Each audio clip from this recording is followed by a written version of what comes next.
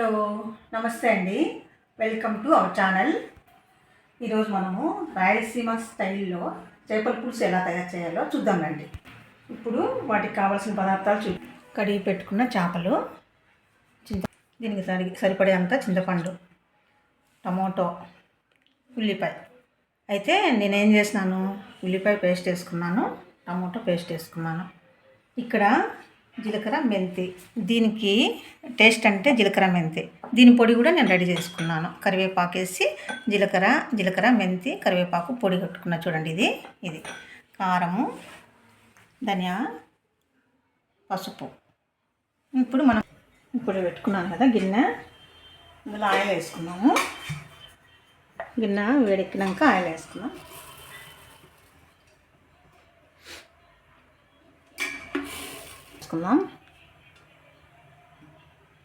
కొంచెం ఆయిల్ కొద్దిగా పడుతుంది చేపల పులుసుకి. కొద్దిగా ఆయిల్ వీటెక్కని ఆవాలు,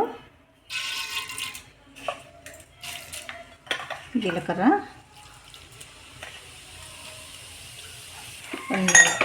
పచ్చిమిర్చి వేసుకుందాం.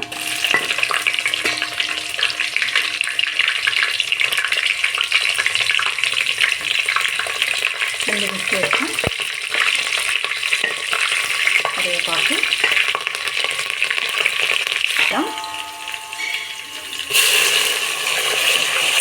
ఇప్పుడు ఉల్లిపాయ పేస్ట్ వేగుతుంది కదా,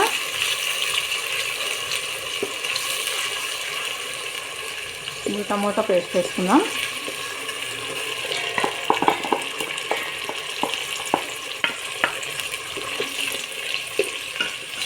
వేగాలి బాగా.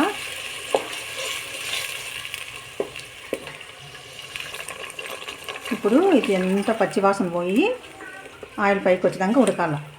టమోటా ఉల్లిపాయ పేస్ట్ అంతా వేగి బాగా ఆయిల్ పైకి రాని, అది రెడీ అయ్యే లోపల మనం చింతపండు ఈ పులుసులో బాగా తీసుకొని గుజ్జు తీసుకున్నాము. ఇప్పుడు పసుపు వేద్దాము.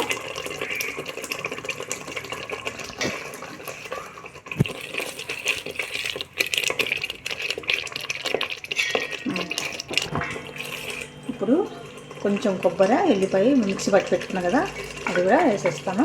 అది కూడా కొంచెము ఉడకాలి. కొబ్బరి కొంచెం ఉడికి ఇదంతా. ఇప్పుడు అల్లం వెల్లుల్లి వేస్తారు చాలామంది. అల్లం వేయకూడదు. అల్లం వేస్తే చేప ఏమవుతుందంటే చెదిరిపోతుంది. అల్లం లేకుండా వెల్లుల్లి, కొబ్బరి వేసుకుంటే బాగుంటుంది. కారం వేసిన, ధనియా పొడి. ఇప్పుడు ఇది మెంతులు, జీలకర్ర, కరివేపాకు వేయించి పొడి చేసుకున్నాం కదా, ఇదే టేస్ట్ వచ్చేది చేపల పులుసుకి. ఈ పొడి వేస్తేనే చేపల పులుసు టేస్ట్.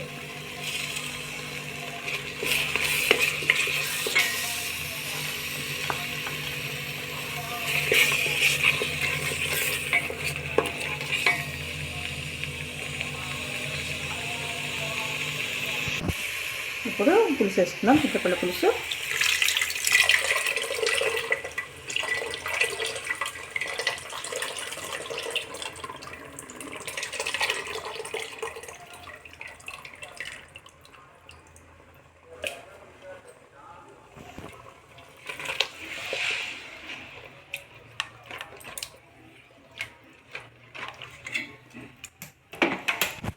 ఉప్పు వేసుకుందాం. కొన్ని నీళ్ళు వేస్తాం, కొంచెం గట్టిగా లేకుండా వాటర్ వేసుకుంటే గట్టిగా కొద్దిగా. ఇప్పుడు ఇది పులుసు తెరుతుంది కదా, ఉడుకుతుంది బాగా. ఇందులో చేపలు వేసేసుకుందాం.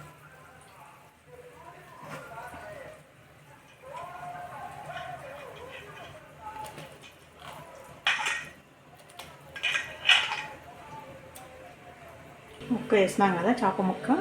ఇది ఇప్పుడు 10 నిమిషాలు ఉడకాలి బాగా.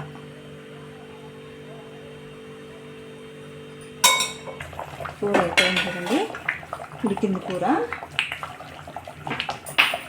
ఇది కొత్తిమీరతో పైన కొత్తిమీర చెట్టుకొని గార్నిష్ చేసుకుందాం.